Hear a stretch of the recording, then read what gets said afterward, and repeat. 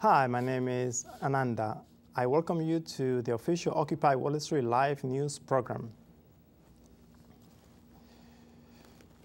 Police and the press occupy the GA Summit in Thurmont, Maryland. The media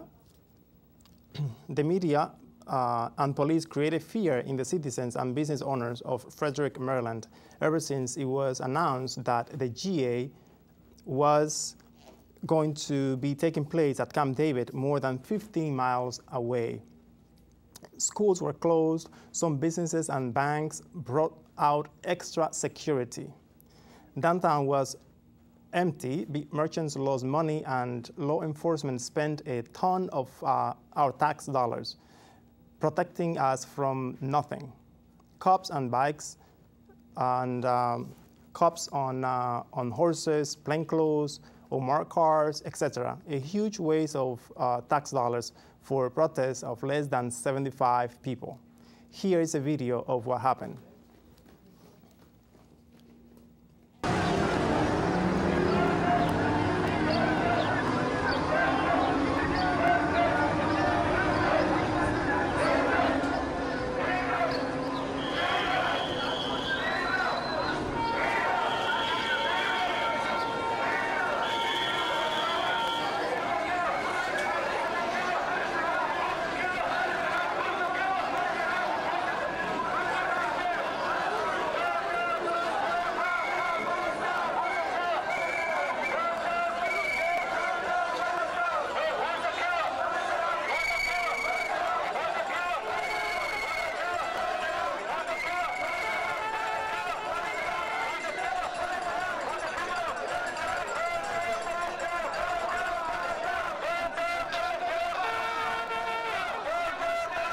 I think it's historical that people are here protesting in downtown Thurmont.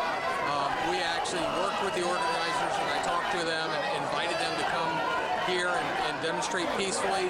They said they are going to be peaceful, and that's what they're doing. We were a little concerned about the safety near the street for their own safety, but that's the only reason that the riot police are here, is to make sure that they stay out of the streets so their safety. But since then, we closed down the streets, and we're excited that they're here to enlighten us that don't know all the issues that they have, exercise their constitutional rights, and see if our government is sending money over and it's not being used properly for the people instead of going straight to the leaders and the people they call tyrants. So we're excited to have them here, and if they want to continue to stay here all day long, they're welcome to do that. Chief Greg Eiler, Thurmont Police. What we have a situation today in Thurmont with the G8 Summit. We have over 400 demonstrators that congregated near the square, and we ended up calling in the strike team from the Sheriff's Office and also Maryland State Police.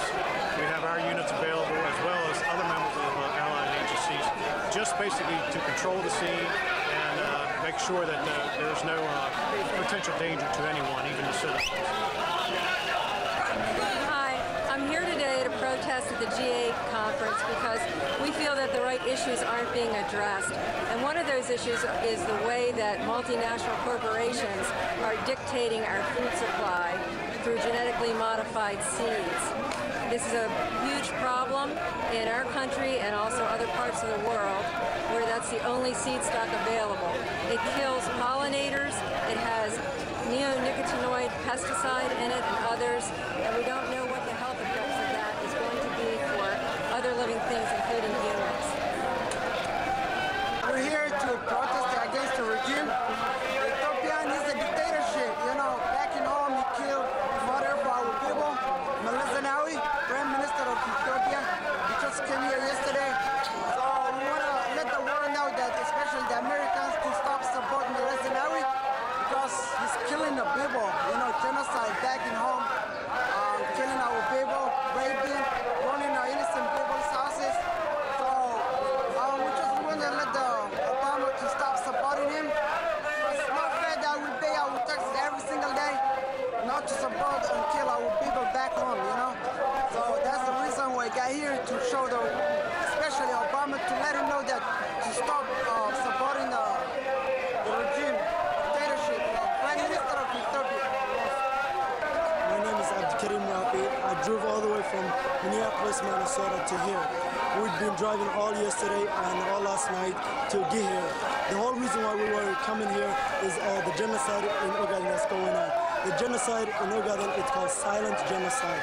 There is a famine in Horn of Africa that's going on. There was a press release, the White House made it, the famine that's going on in Horn of Africa. However, this is a madman. The Ethiopian Prime Minister Meles Zenawi is doing all this. And what they did is he blocked the NGOs, the Red Cross, and media. And on top of that, the people are dying of starvation on top of it. The rape and torture and the killing and rape. So what's happening right now is Prime Minister Meles Zenawi is here. The guy that killed 2 million Ogaden people is here in America. The land of liberty, the land of freedom, the land of justice, the land where anything is possible. And we're asking as American citizens, as concerned citizens that drove all the way, we left our work, we left our everything behind, just so that way we could give our voice, because that's the only thing we could do, is give our voice. And President Barack Obama, we want to ask him to take action, this guy, and arrest him and don't let him go back to his homeland. Because if that happened, the people of Ogaden will be eliminated, and this is going to be the next Holocaust. What happened in the Holocaust was unacceptable. What happened in Rwanda was unacceptable, nor the Darfur. And what's happened in Ogaden is a nightmare and is unacceptable. And he promised, as when he ran for president of the United States, that he will fight against genocide everywhere. It was my uncle, he personally told President Barack Obama his own word, that I will fight against the genocide in Ogaden. However, it was his word, he haven't done anything about it. And we're waiting that promise, President Barack Obama.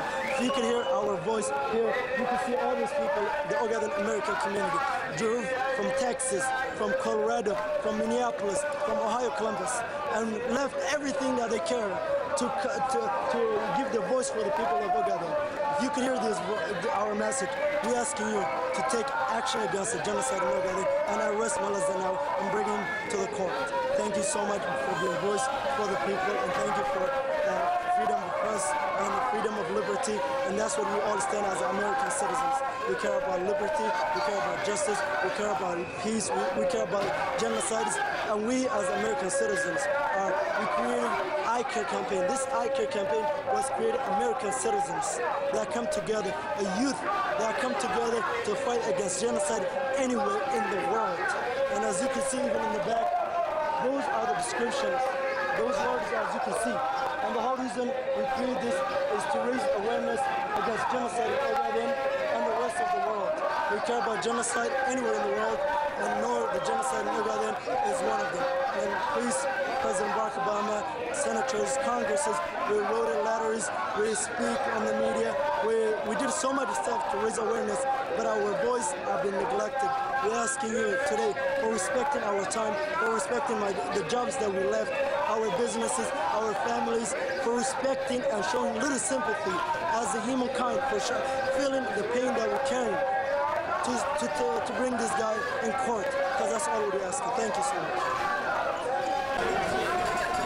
I think this is very crazy, and I kind of agree about what they're saying, kind of. It is pretty crazy. I mean, like, what they're saying is, like, we should be on their side. It's my opinion. I pretty much agree with her. We didn't know what all this was about until we talked to some of the people and got to learn what this protest is about. That this is really crazy. Crazy? Good watching though, right? I think it's really crazy, and I should be on their side with what they're doing. Okay. Good job, everybody.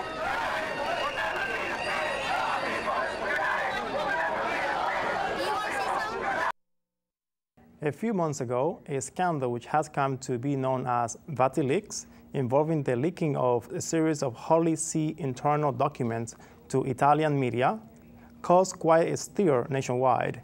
The recently released book, His Holiness, by Italian journalist Gianluigi Nuzzi, has added fuel to the fire. Nuzzi's book aims to cast light on power struggles inside the Vatican by reproducing internal documents and confidential letters and memos to and from Pope Benedict and his personal secretary. The Vatican has not taken kindly to the leaks, warning that it would take legal action against those responsible. Soon after the release of the book, His Holiness, a Holy See spokesman has said the book is an objectively defamatory work that clearly assumes characters of a criminal act. Pope Benedict has recently set up a commission of 3 cardinals to investigate the leaks of sensitive documents to the media alleging corruption and mismanagement in the Vatican. The 3 cardinals would undertake an investigation and throw light on how the leaks happened, the Church has stated. Emanuela Orlandi was a citizen of Vatican City, mysteriously disappeared in 1983 at the age of 15. Almost 30 years later, the Orlandi case hasn't been solved yet, and Nuzzi, as stated in his book, is of the opinion that the Church knows the truth about the girl's disappearance. Here is a video about the Vatican leaks.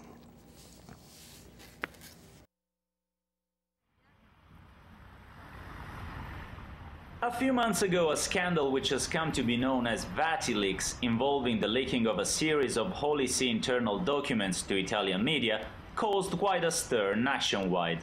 The recently released book His Holiness by Italian journalist Gianluigi Nuzzi has added fuel to the fire. Nuzzi's book aims to cast a light on power struggles inside the Vatican by reproducing confidential letters and memos to and from Pope Benedict and his personal secretary. For the first time ever, a book offers readers the chance to take a look at the private correspondence belonging to Pope Benedict, to take a look at his letters dealing with Vatican inner problems and issues of global interest. It would be like sitting at Pope Benedict's desk. The Vatican has not taken kindly to the leaks, warning that it would take legal action against those responsible. Soon after the release of the book His Holiness, a Holy See spokesman has said the book is an objectively defamatory work that clearly assumes characters of a criminal act. The Pope has his own advisors and assistants. Some of them have not been loyal, even if they did pledge their support and loyalty to the Holy See. And what about the media? Journalists today are only after sensationalistic news. Pope Benedict has set up a commission of 3 cardinals to investigate the leaks of sensitive documents to the media, alleging corruption and mismanagement in the Vatican. The 3 cardinals would undertake an investigation to throw light on how the leaks happened, the Church has recently stated. The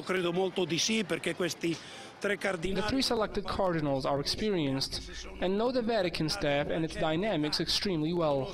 Those responsible for the leaks do not deserve to be part of our community.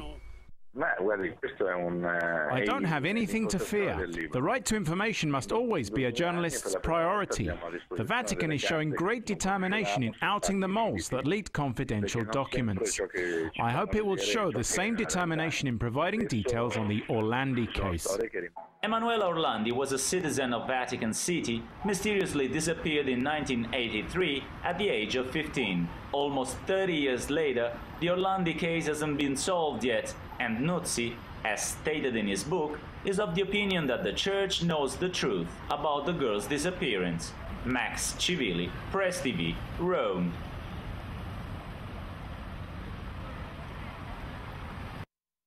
Minneapolis Mayor R.T. Rybak issued a statement implying the city is getting out of the foreclosure eviction business, but it is unclear what that means to families fighting to keep their homes from banks.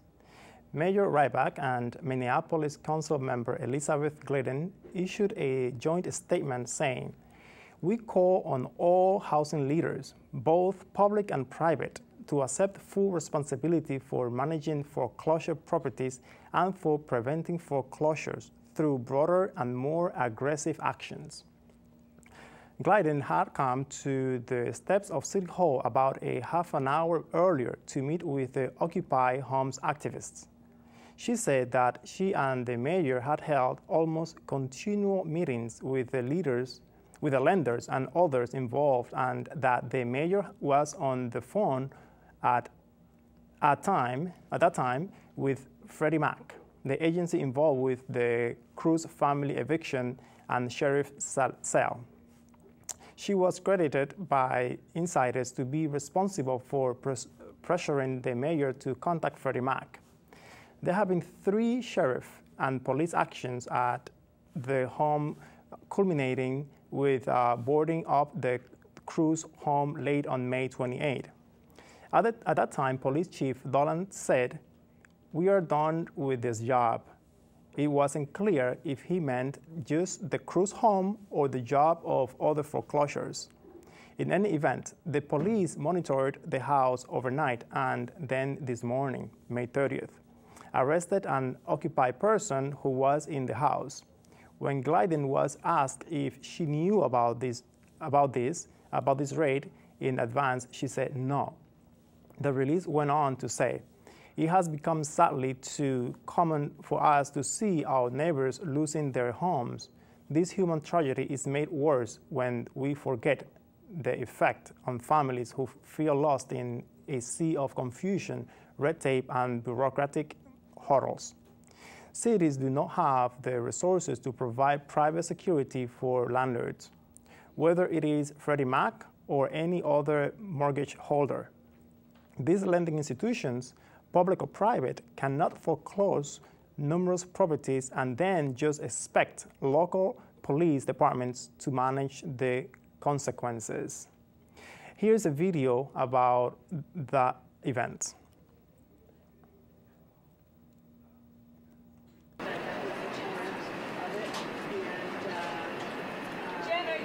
There's a woman who likes to be able to talk about things that we so.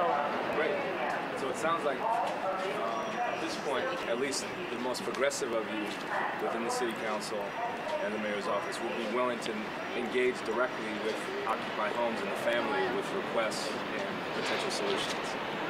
You'd be willing to call Freddie Mac, I think that this is, I will just tell you, this is an untenable situation.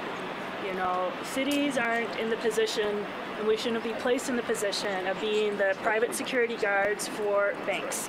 We don't want to be in this position. We are examining our own ways of doing things to make sure that we are able to figure out how to toe that line if we are able to toe it anymore.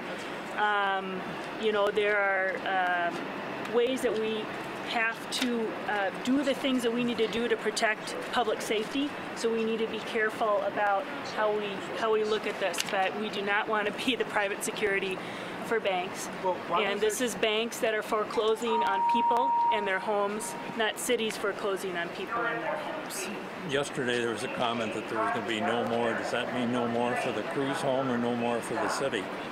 No more police actions on foreclosures?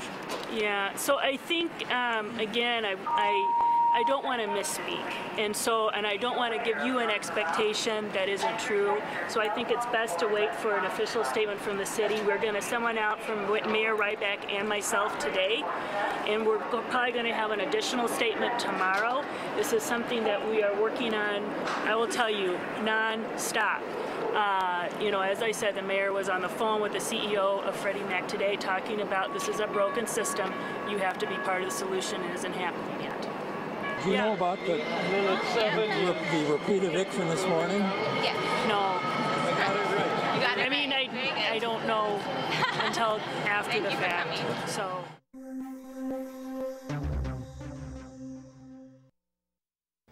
President Obama discusses some of the issues on the agenda for the first working section of the G8 meeting at Camp David. That happened May 19th. This particular G8 summit was unprecedented because it was for the first time that both the G8 and the NATO summit were scheduled to happen simultaneously in the same city, Chicago. It was later that the G8 summit was swiftly relocated to happen at Camp David for security reasons, perhaps, as the authorities knew the protesters had been gathering in Chicago to express their dislike to the G8 leaders and their despised agenda. Here's a video of the welcoming speech given by President Obama. First of all, I want to welcome all the leaders here. The press, you're welcome as long as you don't break anything. This is, by the way, the largest gathering ever of international leaders at Camp David, and I'm glad that we could arrange for good weather. Last night, we had a chance to discuss some core issues that affect our common security. And I want to say that we are unified when it comes to our approach with Iran. I think all of us agree that Iran has the right to peaceful nuclear power, but that its continuing violations of international rules and norms and its inability thus far to convince the world community that it's not pursuing the weaponization of nuclear power is something of grave concern to all of us. We are hopeful about the discussions that will be taking in Baghdad, but all of us are firmly committed to continuing with the approach of sanctions and pressure in combination with diplomatic discussions, and our hope is that we can resolve this issue in a peaceful fashion that respects Iran's sovereignty and its rights in the international community, but also recognizes its responsibilities. We had a discussion about Syria, and we all believe that a peaceful resolution and political transition in Syria is preferable. We are all deeply concerned about the violence that's taking place there and the loss of life. We are supportive of the Annan plan, but we agreed, and I expect this will be reflected in our communique, that the Annan plan has to be fully implemented and that a political process has to move forward in a more timely fashion to resolve that issue. We also had a chance to discuss the situation in North Korea. All of us agree that North Korea is violating its international obligations and that there is a path for them to rejoin the international community, but that path is not going to be, or that objective will not be achieved if they continue with the provocative actions that they have shown over the last several months. And on a brighter note, we had the opportunity to discuss Burma.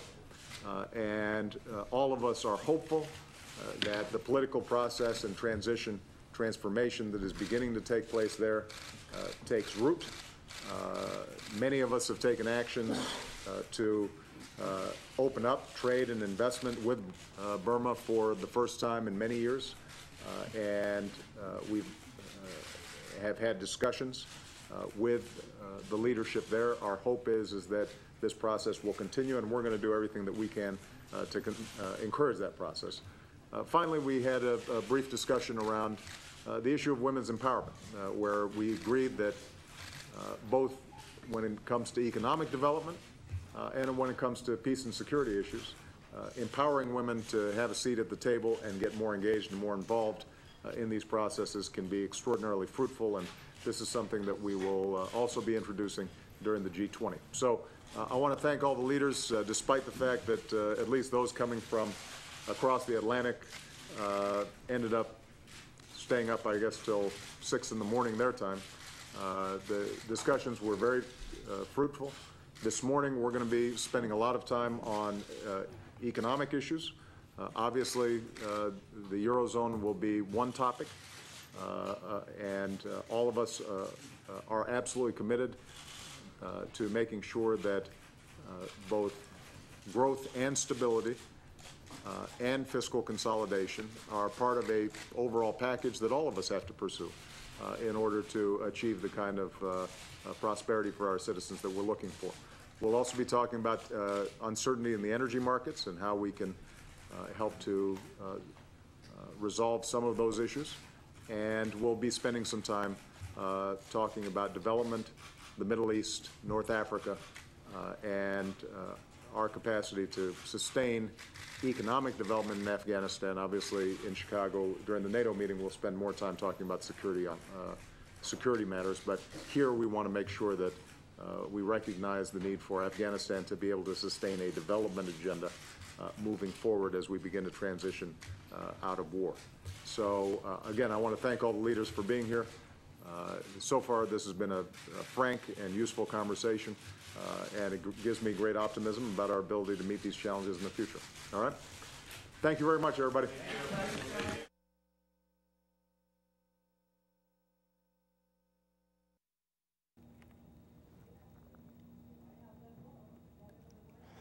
To talk about the GA Summit today is Jeffrey Brewer. Jeffrey has been involved with the Occupy Wall Street movement since October of last year, first living and working in Liberty Square and then organizing various projects and actions since. Has a previous history of working in NGOs, activism, travel, and some politics. Off and on has worked to support himself in various occupations including IT, banking, and tourism. Creative, active, diligent, believes that a better world is possible, but that achieving it will be a test of patience and persistence. There are no easy solutions. Long-term hopes of this movement will be raising awareness and educating people on issues that the mainstream media simply does not recognize, organizing communities so that they will have the tools to communicate to each other and become empowered outside of the current structures that have been put in place, and trying to start discussions on tangible ideas that will help move us closer to an improved society. Welcome to the program, Jeffrey. Good morning. How are you? I'm good. Great. So we had these two summits going on last week, a little more than about a week and a half ago. About a week and a half. We had the NATO summit and we had the GA summit. Correct. Both were scheduled to happen at the same time in the same city. In the same location. Why was that scheduled like that? If you have any thought on that? Yes, I think originally when they had planned this, which must have been more than a year and a half ago, it was logistical convenience. It was the fact that you were going to have a number of world leaders together in one place. The United States happened to be hosting both of them at the same time, which is somewhat unusual, but it made it easy for all of the diplomats to be in one location. They could fly into the same airport. They could coordinate security means. Maybe there was also some thought given to the fact Obama could showcase his hometown. He did plan them for Chicago. Clearly the connection was there. So I think originally when they intended the summit, it was going to be a large festival for them and made a number of things very easy to do at the same time. I hope they don't have any hidden agenda for any obscure motive to have the summits like that together. For those who don't know what the GA is, can you tell us a little bit about what the GA is? Certainly. The G8 it's a summit, it's a collection of what is meant to be the 8 most economically developed countries in the world. It was originally started as 6. A year after they started, in 1976, they invited Canada, which made it 7, and in the 90s, mid-90s, I think 96, they invited Russia. So it is now the greatest 8 nations. Member states include, obviously, the United States, Japan, England, France, Germany, Italy, and then, of course, in 76 was Canada, and then in 96 is Russia. So 8 countries. They are intended to come to agreements to set policies so they can collaborate on international issues, projects, diplomatic ties with countries that are not in the G8. Basically so they can have a united front so they're not competing against each other when making decisions and setting international policy.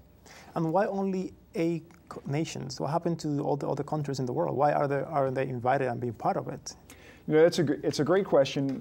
Right now, that's an interesting topic because the G8 in the last few years has been losing a little bit of its clout. In fact, they don't represent the top 8 economies anymore. China, India, Brazil, South Africa, Mexico are all strong emerging economies. That's why there's now a new body. It's known as the G20. that has emerged and is actually gaining clout to being more important because continually you're seeing more and more resources, more and more economic power shifting into the new emerging economies, new development. Growth rate in these economies is particularly China, particularly India, and Brazil is far outpacing the predecessors. So a lot of established wealth is in the G8, particularly the finance industry is in the G8. Some people have thought that the G20 was a move to become more democratic. That's a farce. The G8 nor the G20 were ever meant to be democratic. They were never meant to represent world countries as a whole. This is not meant to be the UN. This is specifically a cartel of wealth, if you will. It just happens to be that you're seeing such a quick shift into the new emerging economies, literally in the last 8 to 10 years, that the G20 has emerged as a more open forum to set policies for where the money's going. It's interesting that you mentioned Brazil, which is in South America, and Right. Brazil that is aligning somewhat with the movement in South America with Venezuela, Bolivia, Ecuador, where they have been trying to create one strong front Right. or unification to creating a united South America. I believe that having such a strong economy down there in South America represents a threat to the interest of what we call now the G8. You know, it's an interesting way to look at it. I think, obviously, international competition is international competition. Being an Occupy activist, I would probably not take that. There's probably some truth in what you're saying. I'm probably not going to see it particularly that way because, personally, I feel that corporations are international, and it's not really the member states or the administrations that are so much to fear as the powers that are behind the governments, the ones that are now have no nationality, have no home state. And I think corporations will move into Brazil. I think they'll take over Brazil politics and society. Anything Brazil and the bloc of countries in South America can do to resist that, I absolutely support them. But I think more and more what you're seeing are individual, what they deem as rogue states that generally resist the influence of corporations both politically or economically, and they get isolated. It's happened a number of times. And so very often what appears to be just general military policy and so forth really has a lot to do with finance and corporate interest not being able to open up those states. And as much as China resists it, India is somewhat open to it, but difficult for corporations to get to. And what you're mentioning about Brazil, Brazil has actually been more open. And so corporations, I don't think, are having such a hard time getting into South America. And so I don't think they really represent a threat to the G8 or the G20 as perhaps other states that are not opening up their economic systems and not opening up their corporate accessibility to these large multinational corporations which already dominate in the United States, which already dominate in Japan, Canada, Europe, and the rest of the G8. Great, thank you for clarifying that. Yeah. Another point of clarification, the two summits, they were scheduled to happen in Chicago. Yeah. Where did they happen, and were you there? When we knew the summits were announced for quite some time. When we finished some previous actions earlier this year, I actually sat in a small committee of people that were going to start planning a presence in Chicago for the combined summit. And not more than a couple of weeks after we started meeting came the announcement in early March that they were going to move the G8. And they moved it to Frederick, Maryland, to Camp David specifically. For people who do not know, Camp David is it's a military installation. It is not a summer retreat. It is not a log cabin. It is literally a military base. It has military security. Thereby, by moving to that location, they've completely cut it off from protesters of any nature. And that really made protest impossible for the G8. I went to NATO because that was our original destination. We protested in NATO in Chicago. We had several thousand people show up on any given March. We had a fantastic weekend. We had a peace conference. NATO's focus and our protest were specifically the end of the war and in Afghanistan. And part of the reason that they had originally assigned these two summits together is because they have a lot of shared issues. Some people have said that NATO is the G8, and NATO is the military arm in the G8, and that's not quite accurate. But there definitely is a lot of consolidation between the two. So we were specifically protesting in Chicago over the weekend for the anti-war effort. There was a small contingency and organization of events in Maryland around the G8. Unfortunately, there wasn't as much focus put on it because you cannot physically get close enough to protest the leaders at the G8. As I said, it's on a military installation. You can't get more than like 10 miles away. So there really isn't an opportunity to make yourself visible to the world leaders. But there was an organization of a rally on that Saturday. There were some music events, and of course the protest in the nearby town, which was Thurman, I believe, in Maryland. Yeah. So the G8, you made it clear that the G8 and NATO is not the same thing. However, the NATO is there to protect the interest of the G8 worldwide. How can we say that? I mean, generally, I absolutely understand that statement, and that's mostly true. That's like 80% true. I mean, there's a couple like technical difficulties in the fact that one of the latest countries to be added to the G8 is Russia, and Russia is a longtime opposition of NATO. That was specifically, NATO was formed as the counterweight to the Soviet bloc, and so Russia is not a part of NATO at all, does not endorse NATO.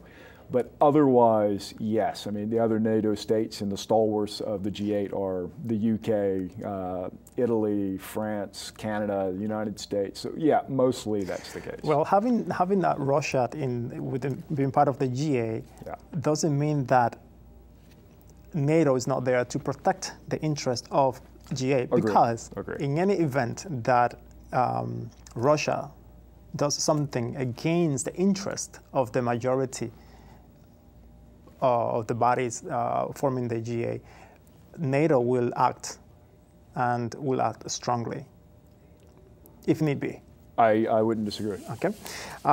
Okay, so what was the main topic of this particular summit, the G8, this year?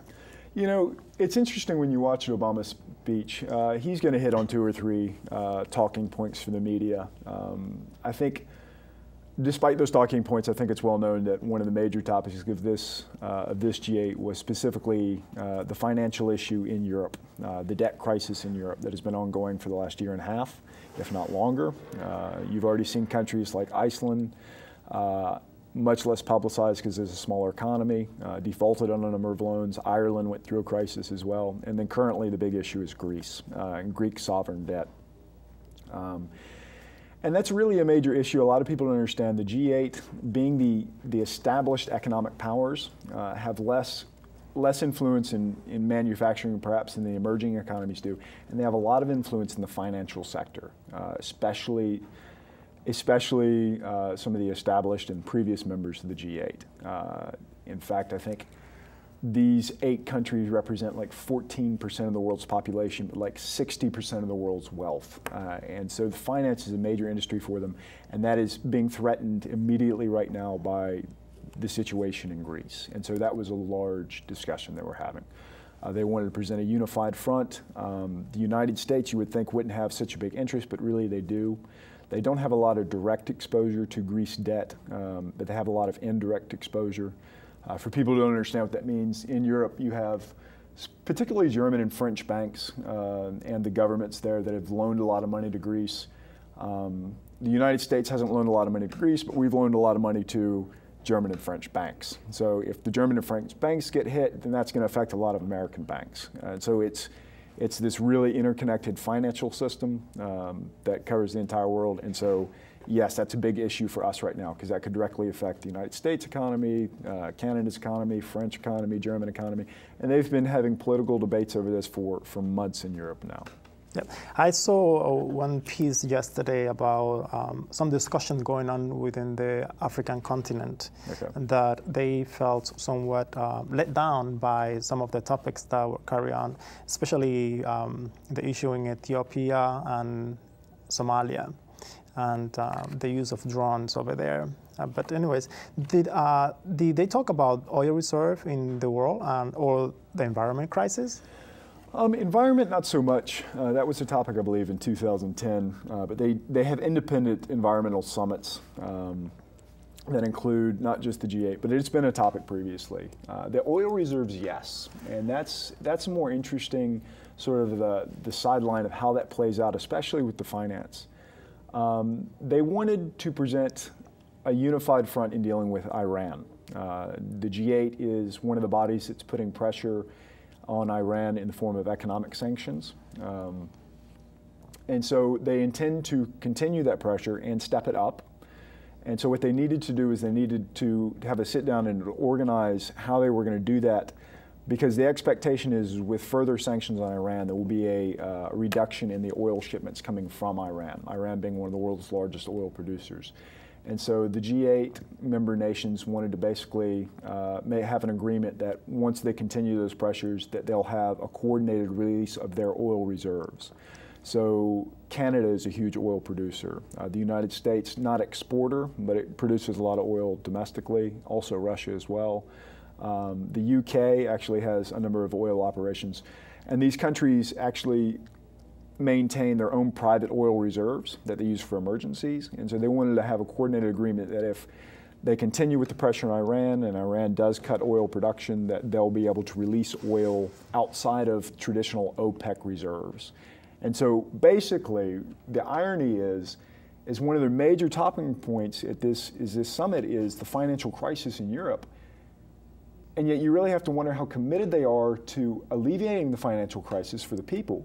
Because one of the other major talking points they have are how to keep up basically economic war against Iran, even at their own cost, even at the cost of increasing domestic pressure on their own people in the United States, in Europe, in Canada. So that they continue to keep the pressure on Iran. It's ironic. It's ironic that the conversation about oil reserves went around Iran, and because it seems like they have a great interest in perhaps having a war or eliminating Iran. If they could do it without going to war, I think they'll be very happy. But I think that they, like you said, they seems to be willing to go to war, even though at the expense of the crisis that we have, the economic crisis. And like, for example, if we go to Spain, I believe 25% of the employment force, the young people, are out of work. 25%. And that's staggering and quite concerning. I saw some videos of the Occupy in Spain, and they're suffering. They are very concerned about their future, and many of them are losing their houses, just like here. Yeah. And to see that the governments and the G8 leaders are talking about how they might be continue putting pressure on Iran, right, and to avoid a last resort that will be a war with Iran. But something also ironic is that they're talking about oil, but they're not talking about the environment, and the oil being one of the main causes of the deterioration of the environment as we know today, because so many byproducts that we get from oils, like plastic, one of them. Fertilizer, petrochemicals, all of this made by oil-based products, absolutely, petroleum. I couldn't agree with you more. I think like oil is it is the foundation of so many of the environmental crises that we're having right now. Are we going to war with Iran? It's a great question. There is definitely a contingent in each of these governments that continues. I mean, obviously, on the surface, the big issue is the nuclear program. They don't want to let another nuclear power in. I don't think that answer has come about yet. They would like to see the stopping of the nuclear program, and honestly, again, this is all on the surface. You're assuming that their talking points are they don't want to go to war. It's just about nuclear, and that there are no other side issues. I don't think that decision has been made, but I definitely think it is still on the table, despite the fact that I think large percentages of the populations of each of these countries are against the idea of continued war. They're against the idea of the economic cost of continued war.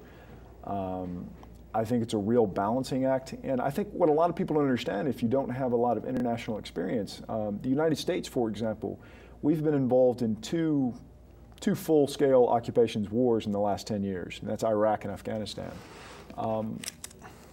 Iran dwarfs both of them. Iran is a huge country. About 75 million people, I believe. How many? About 75 million people. More. No, they're plus 100 million people. They have an extremely well-developed culture. They're extremely well-developed economically, at least in comparison to Afghanistan on the right. They're more stable and more educated, their institutions, than Iraq on their left. I mean, Iran is not another like small, undeveloped Middle Eastern country. It's not like the mountains of Afghanistan. It's a very serious culture. It's a very serious body of people. It's not a small task thinking about going to war with Iran. I really hope that the madness of capitalism and the greed of imperialism doesn't blind them and go there thinking that they can just continue destroying the life of innocent people, men, women, and children, and destroying a beautiful civilization, really, like the civilization of Iran. I hope that that doesn't happen. Vladimir Putin, president of Russia, didn't attend the GA. What does that say? Actually, there's been some talk about that. There's a lot of undercurrents of why that happened. He did send Medvedev, who is technically the prime minister of Russia, and we could spend a whole show talking about the interrelationship between Putin and Medvedev and what that really means, who's really in power, and so forth and so on. So it's not as if Putin didn't send anybody. Medvedev obviously was the president for the last at least 4 years in Russia. So they definitely had representation there. I think one of the first things is, again, this summit was very much about finance. And Russia is actually not a financial power. Russia's economy and its status in the G8 is largely dependent on its serious natural resources, the oil and its mining and its gold, timber, lumber, land. A lot of the other G8 countries are really more developed and based on their financial industries, and so the discussion about what to do in Europe and about the debt crisis really doesn't affect Russia nearly as much. Russia's economy is based on, again, on natural resources, and so that could have been part of it.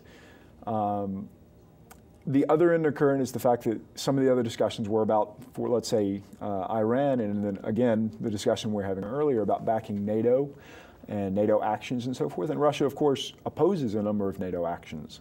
Very famously, they opposed intervention in Libya. They are opposing intervention in Syria by NATO because they don't want to see, not that they necessarily disagree with it, these are important situations, but they sort of don't want to see a proliferation of NATO intervention in the world. They don't want to see a continued NATO presence in all of these countries.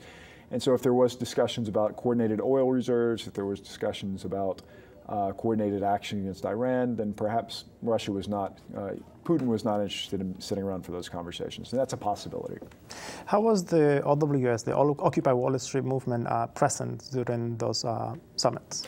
Yeah, we had a huge presence, again, a huge organized effort for NATO. That was the original destination for the two summits. That's where we had originally intended to go. There was some organized effort to get buses there, logistics, transportations. There were groups that were organized in the NATO G8 combined summits for quite some time because we knew they were going to be there. They changed the location of G8 just in early March. And not so much the fact that there wasn't so much time to organize something, but the fact that they moved it to a military installation. You're not talking about arrest. You can't get close to a military installation. The Army is not trained to use zip ties. They're trained to use M16s. And so if you tried to protest and get close, that's really not something that we can do. So that wasn't a strategic decision made by the OWS movement not to be present at Camp David? I wouldn't say there was a decision not to be there, other than the fact that I just don't think there was as great as interest or push to try to be there. There was an event organized. There was a rally with music, speakouts, and so forth nearby at Frederick. There was obviously the protest in Thurman. So there were people close on the ground, but not nearly as large a presence that we had planned for Chicago in the summit. Okay, great. What kind of police presence did you saw over there? In Chicago? In Chicago. Oh, my Lord. More coordinated police presence than I had seen in any other occupation or event before. They had state police. Chicago PD had 10,000 people on hand in the streets. There was a number of times that they just absolutely dwarfed not so much the protest, but the other people present in Chicago. And I think what really startled me is Chicago is a city of several million people, that their downtown was completely empty upon arrival. Nobody was there. There had been a large amount of fear-mongering, a lot of propaganda by the government that this was going to be large police presence, that OWS was going to come with anarchists and they were going to tear things apart, and it was going to be very confrontational. And to be honest, I mean, we did have some anarchists, but largely it was a peaceful protest. We had some great marches, we had some great statements, but the government, the city municipal government, perhaps the federal government, had made efforts to try to keep people away from downtown to witness any of that. Last week we covered we had some guests out to talk about the NATO summit, and we saw a drone that was flying on Illinois, about 40 miles from Chicago, and it looked like it was loaded as we saw it, but we couldn't confirm that. We had an expert here who described it for us, and that was very scary to see that in the U.S. soil. I've heard. I've not seen it. Where is the GA going from here? What should we expect? To be honest, the G8 will continue. They meet yearly. It's on a rotating basis. The 8 member states each take responsibility every year. I think next year it's set for the UK. They haven't determined their location yet. Is it next year in the UK or the year after? But they'll continue to meet once a year, and they'll have discussions about pertinent topics every year. In 2009, they met in Italy, and that was largely about food security, and that's kind of interesting because they made a commitment to spending certain amounts of money on food security, and only like 20% of that money has ever been of the money that was committed ever been spent. So they'll come back to new issues every year. This year happened to be finance. Next year, maybe they'll get around to the environment, who knows. But again, I think the future of the G8 is largely more, it's an unofficial body. I mean, it's officially formed, but it's not like, you know, the G8 has this dominion or this world presence or anything like that, world responsibility. They can talk about whatever they want. They can come together next year and they talk about comic books if they want. That's their purview. They have no obligation to do these things. But I think, again, the discussion we had earlier, I think the G20, as long as China and India continue to be world emerging powers, there's going to be a shift off of the G8, and the G8 is going to end up talking more about its own domain, which tends to be established wealth and finance. But they will continue to talk about other subjects as they see fit. I think that the GA also will continue having topics that will allow them to analyze how they can continue having the domination of the world and the world economy. That's in their interest. Anything else? They're certainly not talking about giving money away. No, giving money away, definitely, and not to Iran, for sure. and not to Iran. Not to Iran. Is there anything else that you would like to add regarding the GA and the OWS movement? We have about 2 minutes left, I think it's important, obviously, as an Occupy activist. I've worked in activism before. We've done protests. I've done NGOs. I've done small businesses. I've done politics. And I think one of the big things that I look at this movement, and one of the big advantages it has and the purposes is to raise awareness of issues that people don't know about. I want people in their homes, people that sit there and they watch American Idol and they don't have this conversation, and certainly like news outlets like CNN and the mainstream media and Fox News don't talk about these issues. And I think our biggest goal might be sometimes to raise awareness, to make people aware that these issues are in existence, and that there's things that people perhaps cannot immediately do, but can definitely live their lives in certain ways, and they can talk about them. And then once you raise awareness, then hopefully solutions will come from that. And the G8 and NATO and their role in the world and what they're doing against Iran and what they're doing against their own domestic populations, that's a lot of it. I think the specific issues of this year, the austerity in Greece, there's really not much breathing room for those world leaders, and I want to highlight the fact that everyday people need to be aware that these institutions exist and what their purpose is and what their goals are. And I think you highlighted that prominently several times in our speech. Beautiful, Jeffrey. Thank you very much. And I would like to thank you the people, the crew of the OWS live news program, and hopefully I will have you here again to talk about these important issues that the Occupy Wall Street is constantly targeting and exposing to the people. Very good. Thank you. Do Occupy is a musical, artful activist practice meant to inspire creative solutions for socio-economic causes of the 99%.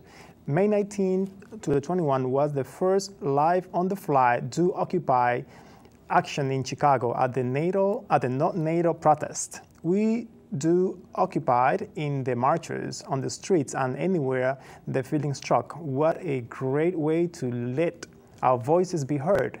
If so inspired, you should try it. Here's the video.